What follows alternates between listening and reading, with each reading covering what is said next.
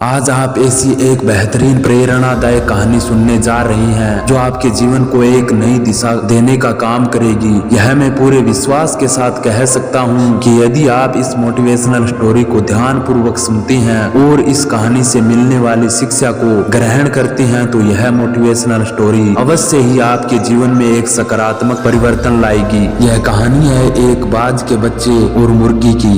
एक जंगल में बाज अपने बच्चे को उड़ना सिखा रहा था। तभी बाज का दूसरा बच्चा घोंसले से नीचे लड़खड़ा कर मुर्गी के झुंड में गिर जाता है और वह मुर्गी के बच्चों के साथ ही रहना प्रारंभ कर देता है। उन्हीं के साथ जमीन पर चलना, उन्हीं के साथ कीड़े मकोड़े खाना तथा उन्हीं के साथ जीवन यापन करने लगता है। इसी प्रकार धीरे धीरे समय बीतता जाता है और वह बाज का बच्चा बड़ा हो जाता है। एक बार वह आसमान में अपने जैसे पक्षी यानी बाज को उड़ते हुए देखता है। तभी वह दौड़कर मुर्गी के पास जाता है और मुर्गी से पूछता है, माँ, मेरे जैसा एक पक्षी आसमान में उड़ रहा है और मैं क्यों नहीं उड़ रहा? तभी मुर्गी बाज का जवाब देते हुए कहती है, बेटा, हम थोड़ा ऊंचा उड़ने के लिए पैदा हुए हैं, ऊंचा उड़ने के लिए नहीं। यह सुनकर बच्चा बहुत निराश हो जाता है और वह यह मान लेता है कि मैं ऊंचा उड़ नहीं सकता और वह पूरा जीवन जमीन पर चलते हुए बिताता है और जमीन पर चलते हुए ही मर जाता है, परंतु अपनी पूरी जिंदगी में कभी ऊंचा उड़ने की कोशिश नहीं की, क्योंकि उसे यह विश्वास हो चुका था